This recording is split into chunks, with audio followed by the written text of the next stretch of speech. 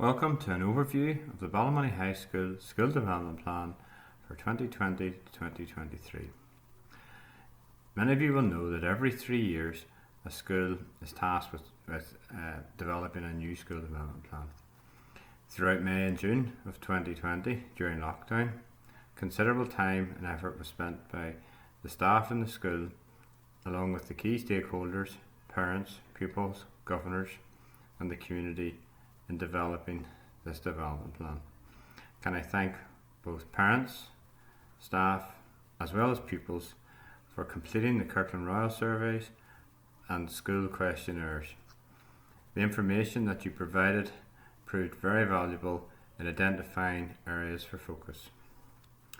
It should be noted, however, that a school development plan is not everything that a school does. In fact, it is just those areas which we feel we should work on that are manageable over a 3-year period. The school development plan has been built based on the standards and outcomes for learners. Within standards and outcomes for learners, there are 3 sections. Raising achievement. Raising achievement is divided into 3 areas, the first of which is external results.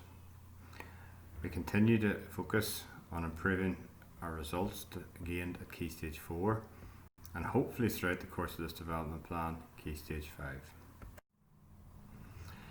At times pupils may not achieve their targets, and therefore it is important that as a school we use intervention strategies to improve their outcomes. We will continue to develop intervention strategies and ways and means of identifying pupils who are underachieving. Ballymoney High School has developed a number of new strategies over the previous school development plan to reward success, but we believe that this is an opportunity to continue to develop that and to reward the success of not only our top achievers but pupils who continue to gain and exceed their targets.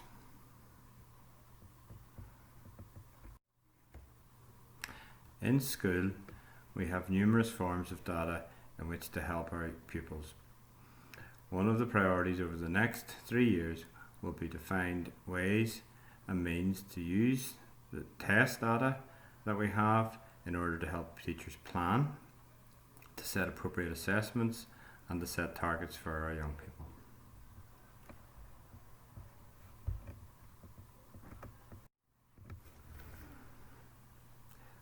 The third area is that of gifted and talented.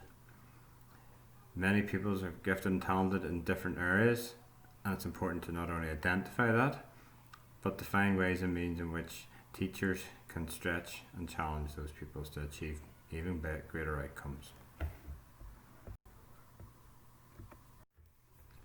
When we think of quality provision, we think of the curriculum we provide for our young people.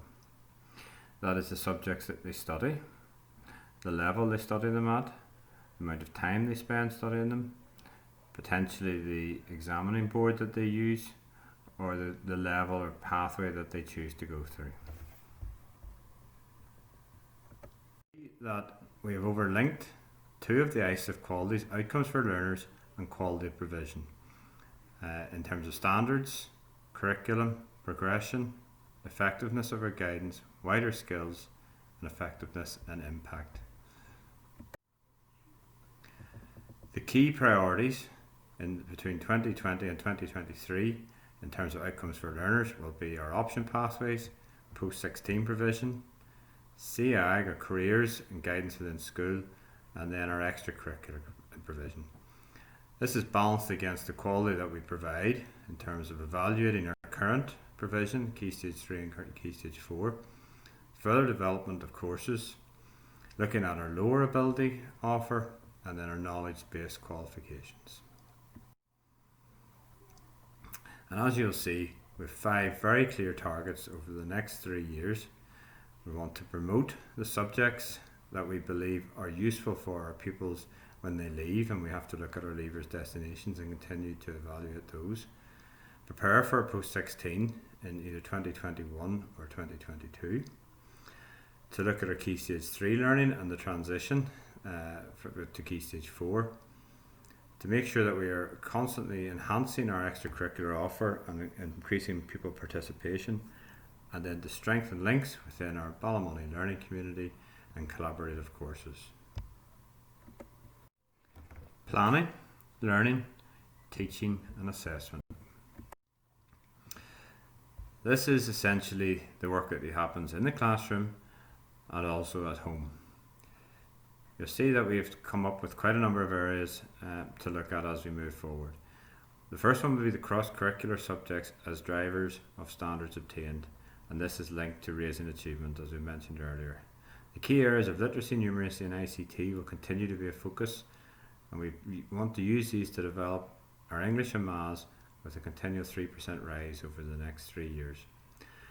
We're all very aware of the recent pandemic and the impact that it will have had with pupils not being in the classroom for a period of time, and we're also aware that with different people having to shield or if things don't go to plan, that there will need for some continued blended and remote learning, and that we have planned around that and we're working around that.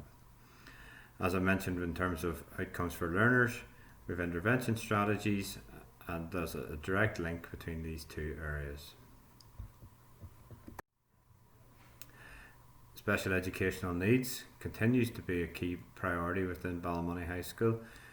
Over the last few years we've worked on differentiation with mixed ability classes, and we've continued to develop our differentiation.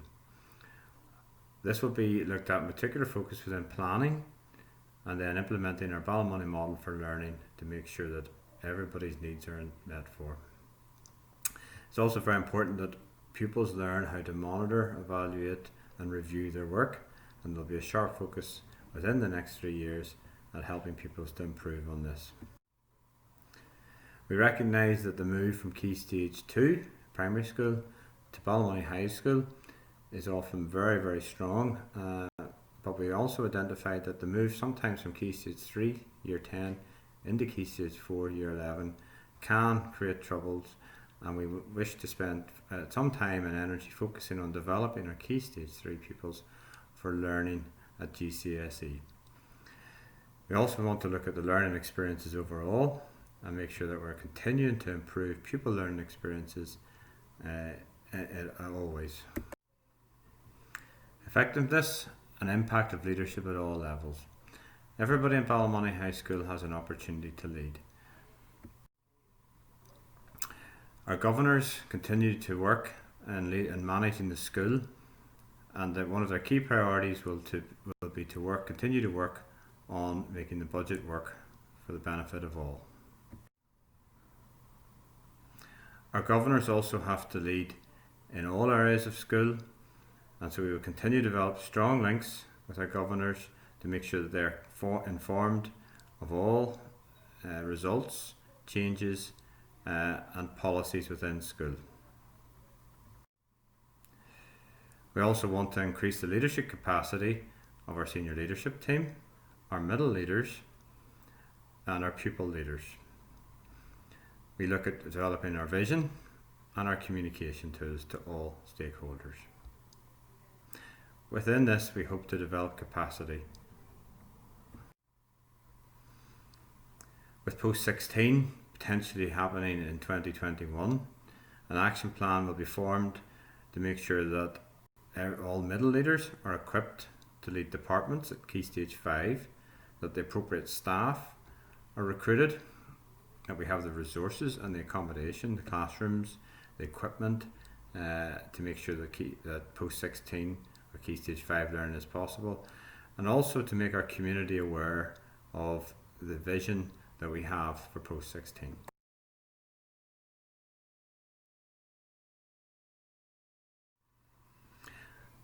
Our last area is care and welfare and safeguarding. Primarily, any focus on care and welfare this academic year would undoubtedly be on the pupils' return to school after an unprecedented closure.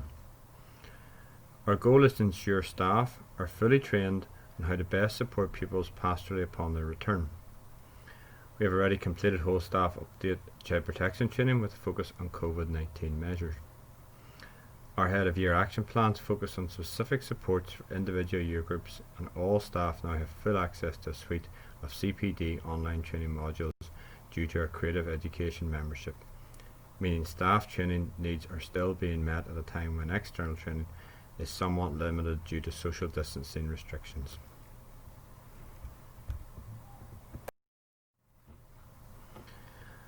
Our second target focuses on strengthening the links between individual pupil needs evident on a day-to-day basis and the taught pastoral programme in school.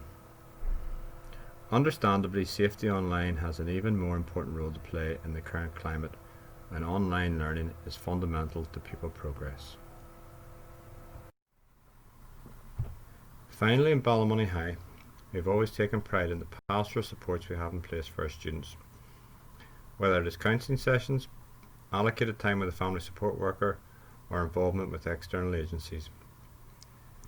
We are now at a stage where we are in a position to create our own emotional health and wellbeing toolkit based on our pastoral support experiences. Plans are in place to consolidate a system where we will not only be able to best support our people's needs, but accurately measure the impact of the systems we do have in place. This school development plan will be something that permeates through all members of our school community. Each of our senior leadership team members have drawn up action plans for their own areas, but also overlapping with each other and addressing COVID challenges. Heads of year and heads of department are also developing yearly action plans to allow us to achieve our school development plan targets. All action plans are monitored, evaluated and reviewed as we move into year 2 and 3, and the Governor is informed of progress. Thank you for listening. We hope you found this presentation useful. As always, please do not hesitate to call us or email the school for any questions or queries that you may have. Thank you.